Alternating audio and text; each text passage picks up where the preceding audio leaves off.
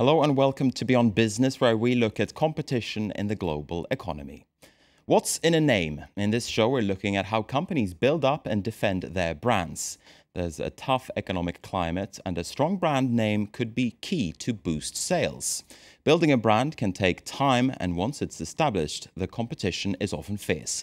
Coca-Cola is a case in point. Seen as one of the world's strongest brands, it's facing global as well as local competition. For Brez Cola, perseverance has paid off.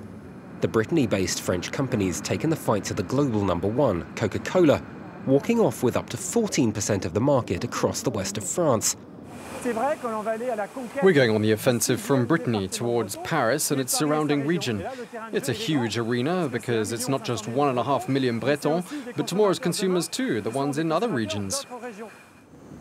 300 kilometers from the French capital, this bottling factory saw an investment of €2 million last year. Brez Cola now shares its production line with Breton cider manufacturers Loïc Raison. Modern technology means they can run off 7,000 bottles an hour. Over the Atlantic, Coca-Cola's shown signs of worry. For the first time in the US giant's history, it's put out advertising specifically targeting Brittany. But marketing's about much more than playing on Breton identity. I think consumers today want to make more of the fact that they buy local. Because buying locally means producing locally, to say I'm not just taking part in the creation of jobs, but also in conveying a positive image of my region. Such an image is reinforced by regional events, like the Vieille Charrue Festival, one of Europe's largest music gatherings with more than 200,000 visitors.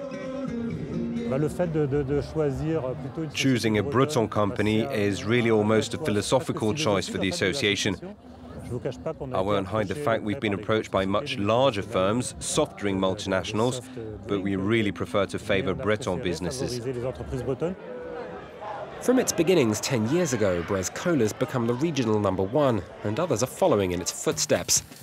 Auvergnat Cola, Corsica Cola and Stila Cola in France, Mecca Cola in the Middle East, Vita Cola in Germany, Jolly Cola in Denmark, and here in Spanish Galicia, Gali Cola. The firm's just 3 years old, part of a project to defend the Galician language. In fact, the company's so small, it doesn't have a single salaried worker and only operates for 3 afternoons a year. We produce nearly 25,000 2.5-liter bottles a year, and maybe 3,000 or 4,000 2-liter bottles, which are distributed at around 150 points of sale. For the most part, at bars and during specific events in different towns.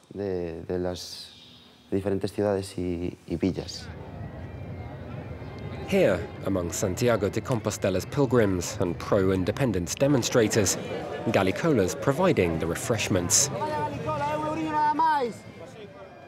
Alternative to Coca-Cola, on sale here, just €1. Have you tried Gali Cola? The firm's means are extremely basic. In fact, Gali Cola's gain in popularity may have more to do with its ideology rather than its taste. With Spain badly hit by the economic downturn, buying local counts now more than ever. It shows it's a product of this land, and for me that's the best. Money stays here, it's made here. Gali Cola shares the fight with the independence youth movement. Indeed, cola's become a political question. In one way, the project's helping to eliminate Coca-Cola's monopoly.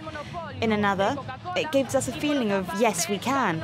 We have the capacity to act in several areas, including that of cola, which at first sight seems concerned only with consumerism and isn't really something political. In turning cola into a regional anchor, these companies have found a solid niche for themselves.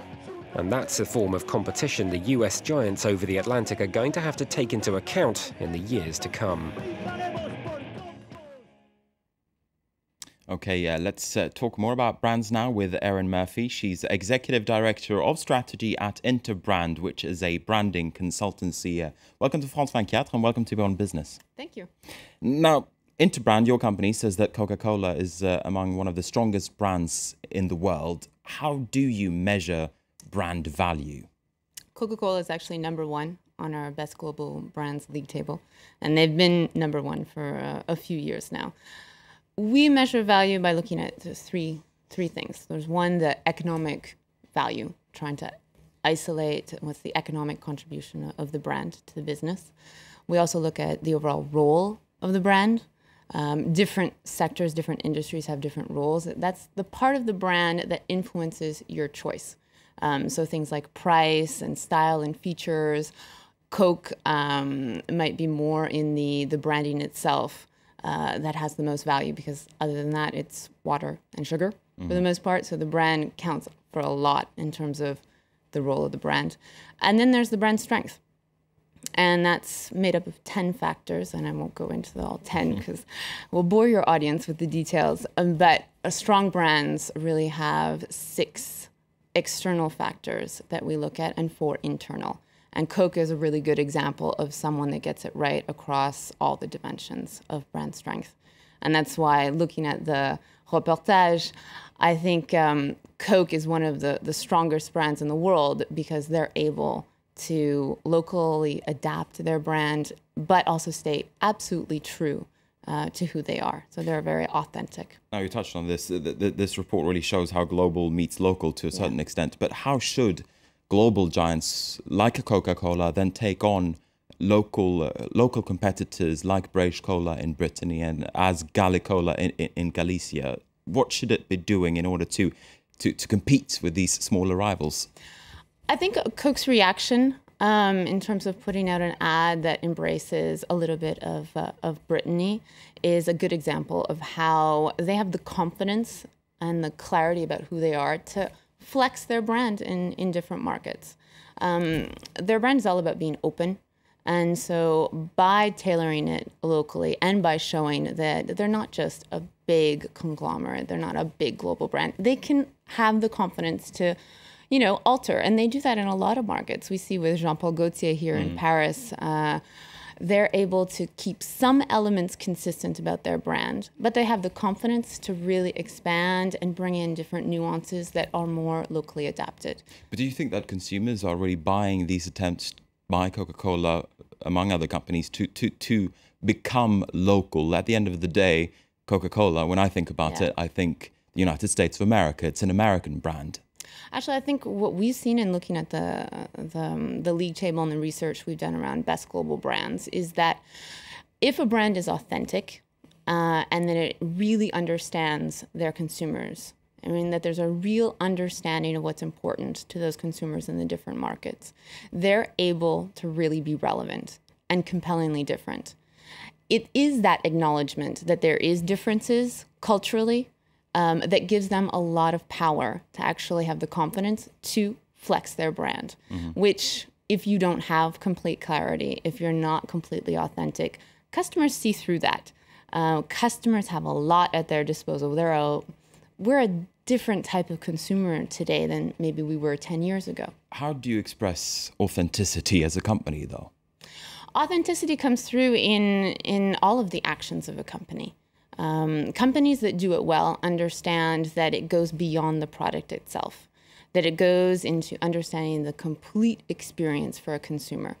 Every single time that they communicate, every single interaction, behaviors, attitude, that's how you show you're truly authentic. So it has to go way beyond what we would think it's just in the product codes. It goes into the service. It goes into the attitude. It goes into what they do beyond. So what they sponsor, how they act and behave locally as well as globally, the positions that they take on certain issues, their willingness to actually have a voice on other things beyond their brand. But isn't there a risk that global companies like Coca-Cola, like Apple, like Microsoft and other major brands, that they could be seen to be too global and not local enough? Basically, they could be seen as bullies.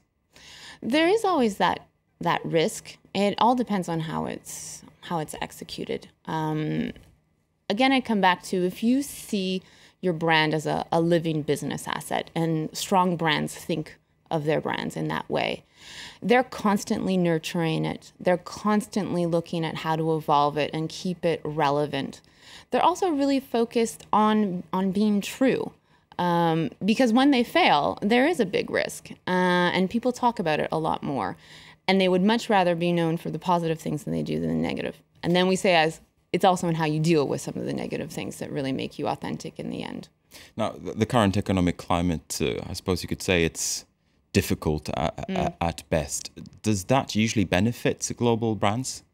I think all brands would prefer to operate in a rosier economic situation.